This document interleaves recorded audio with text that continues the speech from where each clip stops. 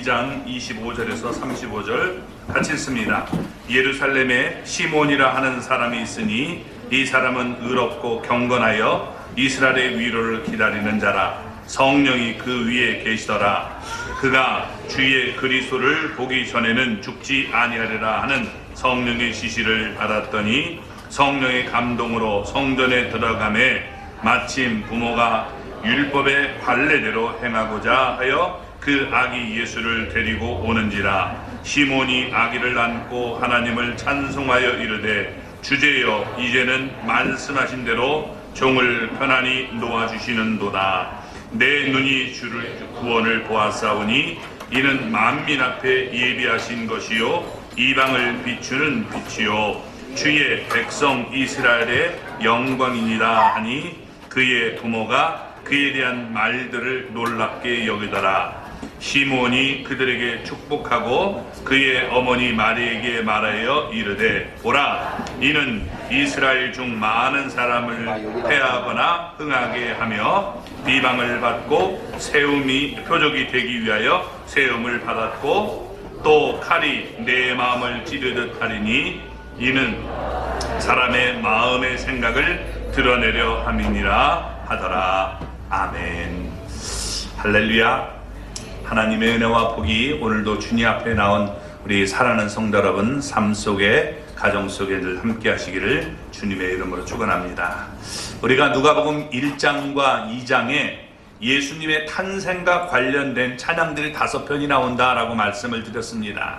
제일 먼저 엘리사벳의 찬양, 그 다음에 마리아의 찬양, 또 사가랴의 찬양, 그리고 천사들의 찬양을 우리가 살펴봤습니다. 이제 마지막 5번째 시몬의 찬양을 살펴보려고 합니다. 예수님은 베들레헴에서 탄생했습니다. 천사가 일러준 대로 그 이름을 예수라고 했습니다. 예수님이 난 지 8일이 되어서 할례를 받았습니다. 그 후 예수님이 탄생한 지 40일이 되었을 때 요셉과 마리아는 예수님을 데리고 예루살렘에 올라갔습니다. 목적은 2가지였습니다. 산모 마리아의 정결 예식을 위한 것이었습니다. 그리고 첫 아들로 난 예수님을 하나님께 드리기 위해서였습니다. 예수님은 다윗의 자손을 낳기 때문에 레위 지파가 아니라 유다 지파에 속했습니다. 그래서 속전 5세계를 하나님께 바쳐야만 했습니다. 요셉과 마리아가 아기 예수님을 데리고 성전에 들어갔을 때 그곳에서 시몬을 만났습니다.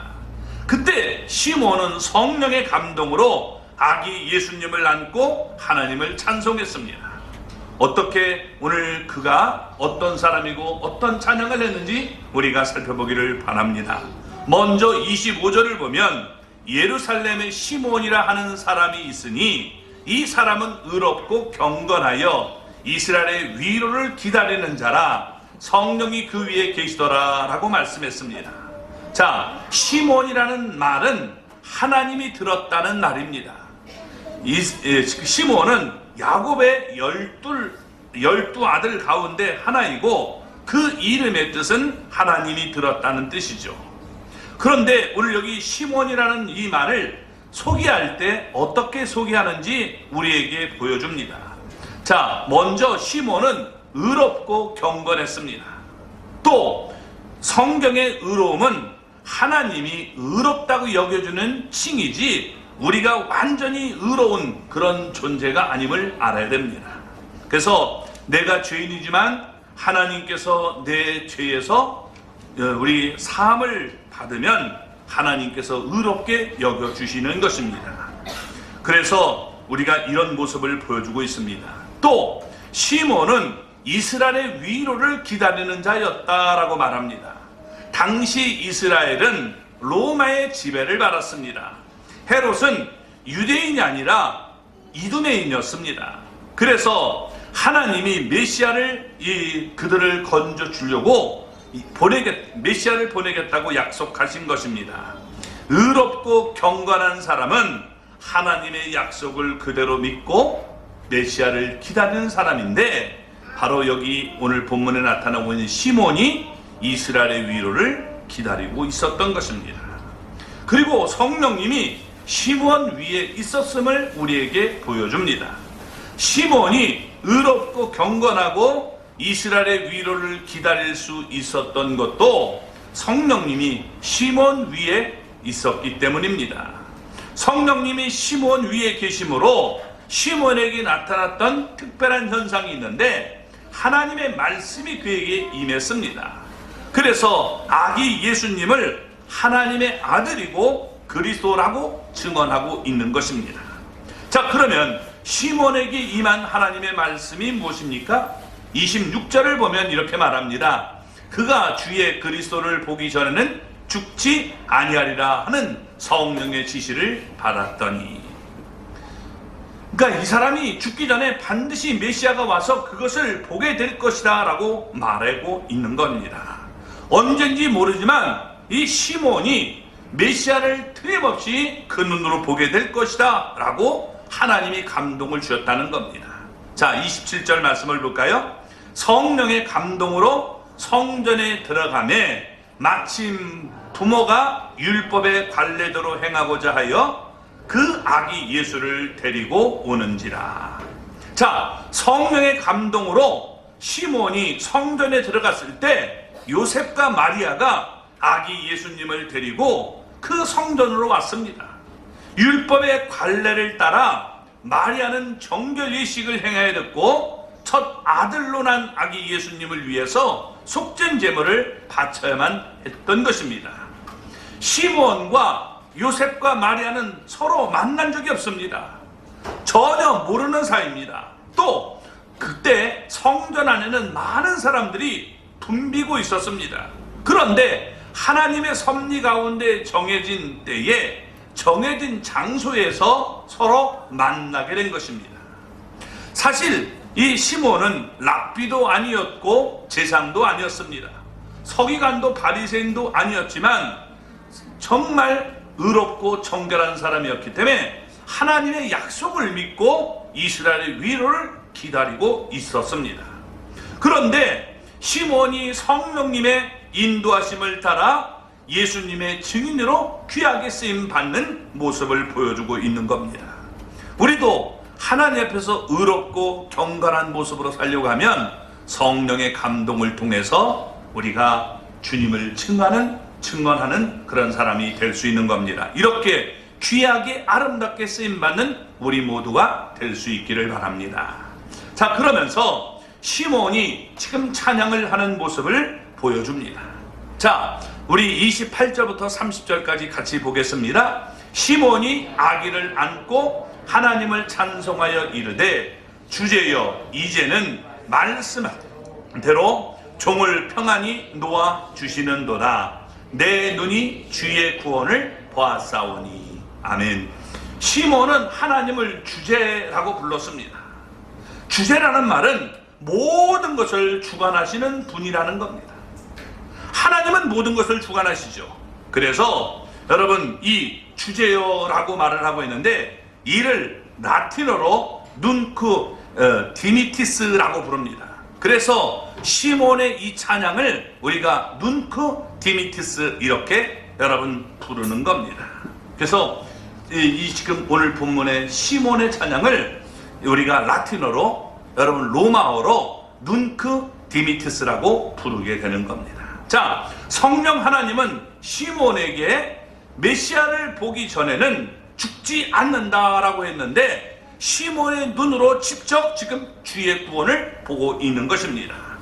자, 시몬은 메시아를 보았을 뿐만 아니라 메시아를 품에 안는 영광까지도 누렸습니다. 그러면서 주의 종을 평안히 놓아주시는도다 라고 말을 합니다. 이제 나는 세상을 떠나도 좋다는 거예요. 주님의 그 약속을 나는 받기 때문에 나는 이 세상을 이제는 떠나도 좋습니다. 편안히 내게 가게 하시니 감사합니다. 이렇게 지금 얘기하고 있는 겁니다. 시몬은 분명히 하나님의 아들 예수 그리스도를 보고 증언했습니다. 만일 그가 아기 예수님이 그리스도임을 확신할 수 없었다면 이제는 자기가 죽어도 좋다는 말을 결코 할 수가 없었던 것입니다. 시몬은 그의 찬양을 통해서 예수님은 그리스도임을 분명하게 증언한 것입니다. 그러나 그의 찬양은 그것으로 끝나지 않았습니다. 예수님의 탄생과 관련된 다른 찬양에서는 볼 수 없는 새로운 사실을 밝히고 있는 것입니다. 그것이 31절, 32절의 말씀인데 같이 한번 읽어보겠습니다. 이에 만민 앞에 예비하신 것이요 이방을 비추는 빛이요 주의 백성 이스라엘의 영광이니이다 하니. 아멘. 여기서 만민과 이방이라는 이런 단어를 주목할 필요가 있습니다. 유대인은 이방인을 미워했습니다. 왜냐하면 이방인은 하나님을 믿지 않고 우상을 섬겼기 때문입니다. 더 나아가 이스라엘 백성들을 포로로 잡아 여러분 끌고 갔기 때문에 원수처럼 여겼습니다. 그런데 메시아가 오면 메시아가 자기들을 원수의 손에서 구원할 것이다 라고 여겼는데, 시몬의 입을 통해서 나오는 메시지는 뭐냐? 이 메시아의 구원은 이방인들도 포함된다 라고 말하고 있는 겁니다. 그러니까 유대인만 구원하는 게 아니라 이방인의 구원도 여기에 포함될 것을 얘기하고 있는 겁니다. 이 같은 사실이 시몬을 통해서 처음으로 계시된 것은 아닙니다. 그렇지만 이스라엘 백성들 마음속엔 이런 마음이 없었는데 여러분 이것을 얘기하고 있는 겁니다. 이사야 선지자는 이와 같은 사실을 몇 번이고 밝혔습니다. 이사야 9장 2절 말씀을 보면 흑암에 행하던 백성이 큰 빛을 보고 사망의 그늘진 땅에 거주한 자에게 빛이 비추도다 라고 했습니다. 여기서 흑암에 행하던 백성은 이방을 가리키고 있는 것입니다. 장차 이방은 큰 빛, 곧 메시아가 비추는 구원의 빛을 보게 될 것이다 라고 말하고 있는 것입니다. 그래서 메시아는 지금 이사야는 메시아를 이방의 빛 또는 만민의 빛이라고 불렀던 것입니다. 시몬이 밝힌 대로 예수님은 온 세상의 구주가 되신다는 겁니다. 이 세상에 구원받지 못할 죄인은 아무도 없습니다. 그러므로 우리 주변에 모든 사람들에게 널리 이 복음을 전해서 모든 사람들이 구원의 길로 인도될 수 있도록 우리가 하나님 앞에 귀하게 아름답게 쓰임받는 그런 성탄이 되기를 바랍니다. 자, 이런 모습을 볼 때 요셉과 마리아는 반응을 했습니다. 어떻게 반응했을까요? 33절부터 35절까지 보겠습니다. 같이 읽겠습니다. 그의 부모가 그에 대한 말들을 놀랍게 여기더라. 시몬이 그들에게 축복하고 그의 어머니 마리아에게 말하여 이르되, 보라, 이는 이스라엘 중 많은 사람을 패하거나 흥하게 하며 비방을 받는 표적이 되기 위하여 세움을 받았고 또 칼이 내 마음을 찌르듯 하리니 이는 여러 사람의 마음의 생각을 드러내려 함이라 하더라. 아멘. 자, 시몬은 요셉과 마리아 그들을 축복했습니다. 요셉과 마리아는 이 세상 누구보다 축복을 많이 받았습니다. 왜냐하면 그들에게서 메시아가 탄생했기 때문입니다. 시몬은 그들을 축복하면서 또 마리아를 향해 이렇게 얘기했습니다. 지금 이때 시몬이 요셉에게는 말하지 않고 지금 마리아에게만 얘기했던 것은 요셉이 일찍 죽을 것을 내다보았기 때문에 그렇게 했을 것입니다. 자, 요셉은 예수님이 지혜와 키가 자라고 하나님과 사람에게 더욱 사랑스러워가는 모습만 보았을 것입니다. 그러나 마리아는 달랐습니다.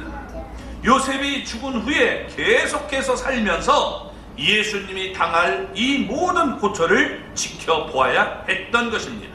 그래서 시몬은 마리아를 바라보면서 앞으로 예수님으로 인해 일어날 이 경험을 4가지를 하게 될 것을 얘기하고 있는 겁니다.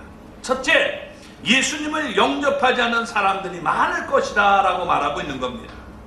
그래서 보라, 이는 이스라엘 중 많은 사람을 패하거나 흥하게 하며 라고 말을 합니다. 이스라엘 사람 중에서 많은 사람들이 예수님을 믿지 않아서 하나님의 심판으로 패하거나 멸망하게 된다는 겁니다. 반면 이스라엘 백성들 중에 예수님을 영접한 사람은 흥하게 될 것을 말씀해 주고 있는 것입니다. 하나님의 자녀로서 영생의 복을 누리게 될 것입니다. 또한 예수님을 영접하지 않아 패함을 입게 될 많은 사람들을 보게 될 것입니다. 두 번째, 비방을 받는 표적이 될 것이다 라고 말하고 있습니다. 예수님을 영접하지 않는 사람들은 비방할 것입니다. 그들은 예수님을 배척하고 미워하다가 결국 예수님을 십자가에 못 박아 죽일 것입니다. 마리아는 이 모든 것을 다 지켜보게 될 것이다 라고 예언하고 있는 것입니다. 자기 백성 이스라엘에게 비방을 받는다는 말이 너무 충격적인 말이었을 것입니다. 그래서 세 번째로 마리아는 큰 고통을 겪게 될 것이다 라고 말합니다. 이 말씀을 여러분 오늘 여기서는 또 칼이 내 마음을 찌르듯 하리니 라고 말씀하고 있는 겁니다. 칼이 여러분 우리의 마음을 찌르듯 한다는 거예요. 마리아는 앞으로 큰 고통을 겪어야 될 것을 얘기하고 있는 것입니다. 그래서 예수님으로 인해서 마음고생을 많이 하게 된다는 거예요. 예수님이 죄를 져서 마음고통을 당하는 것이 아니라 여러분 하나님의 아들로 이 땅에 오셨기 때문에 고통을 당하는 것을 우리에게 보여주고 있는 것입니다. 그리고 네 번째로 지금 예수님은 사람들의 마음의 생각을 드러낼 것이다 라고 말하고 있는 것입니다. 서기관들과 바리새인들은 깨끗해 보이지만 속은 더럽고 탐욕스러웠습니다. 예수님이 그들의 속마음을 다 드러내자 그들은 예수님을 미워하게 된 것입니다. 오늘도 마찬가지입니다. 예수님의 말씀이 우리의 생각, 더러운 생각을 드러내게 되면 여러분 어떤 사람은 내가 무릎을 꿇는 사람도 있지만 어떤 사람은 이것을 감추고 오히려 자기 잘못이 드러낼까봐 다른 사람을 죽이려고 드는 경우도 있는 거예요. 내 죄악이 드러나면 안 되기 때문에 어떻게 하든지 여러분 저 사람을 죽이려고 하는 그런 모습이 나타나게 됩니다. 그래서 우리가 그때 죄를 회개하면 예수님이 우리의 죄를 용서해 주시고 우리를 의롭게 만들어 천국으로 우리에 인도해 주시지만 내가 그 생각을 드러내기를 싫어해서 내가 오히려 그 사람을 미워하고 그 사람을 죽이려는 마음을 가지면 결국 그 사람은 자기의 죄를 안고 죽어야 되는 겁니다. 그래서 그 사람은 결국 구원받지 못하고 지옥으로 갈 수밖에 없는 것입니다. 예수님은 우리를 구원하기 위하여 이 세상에 오신 분임을 우리는 기억해야 됩니다. 말씀을 들을 때 내가 찔리면 하나님께서 내 마음속에 회개할 기회를 주셨구나 이러고 내가 회개해야지 어떻게 하느니 나는 안 그런 것처럼 여기면 결국엔 여러분 어떻게 해요? 설교하는 사람이 믿고 그리고 그 사람을 정말 제거하고 싶은 마음들이 나타나게 된다는 사실을 우린 잊어서는 안 되는 것입니다. 한 해가 이제 저물어 가듯이 우리의 인생도 저물어 가고 있습니다. 오늘 그때 여러분 우리가 정말 이렇게 시몬처럼 주님 이제 종을 평안히 놓아주십니다 라고 고백할 수 있는 우리 모두가 되기를 바랍니다. 내가 주님의 구원을 받고 주님의 영광을 내가 나타나게 되었으니 이제는 내가 편안히 눈을 감을 수 있는 사람 되게 해주십시오. 이런 기도가 저와 여러분의 기도가 되기를 주님의 이름으로 축원합니다.